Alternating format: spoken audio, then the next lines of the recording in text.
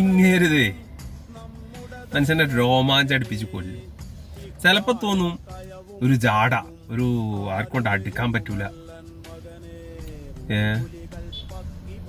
ചിലപ്പോ തോന്നും കേരളത്തിന്റെ ഒരു വല്യേട്ടനായി കണ്ട് ആ പൊട്ടിത്തെറിച്ച് നടക്കുന്ന വിനായകനെ ഒന്ന് ചേർത്ത് പിടിച്ചപ്പോ അയാളുടെ ഉള്ളിലുള്ള എല്ലതും ഒലിഞ്ഞു പോണത് നമ്മൾ കണ്ട്.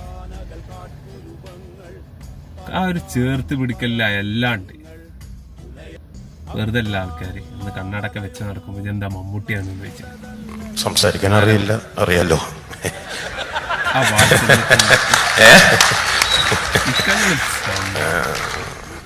ലൈഫിൽ നടക്കുന്ന ചില സംസാരിക്കാൻ അറിയില്ലെങ്കിലും നന്നായിട്ട് അഭിനയിക്കാൻ അറിയാം. ഇനി ഉണ്ടാവില്ല ഇങ്ങനെ ഒരു സിറ്റുവേഷൻ, ആർക്കും ഉണ്ടാവില്ലെന്ന് എനിക്ക് തോന്നണം. അത്ര ഭാഗ്യമുള്ളവനായ വിനായകൻ. സന്തോഷം.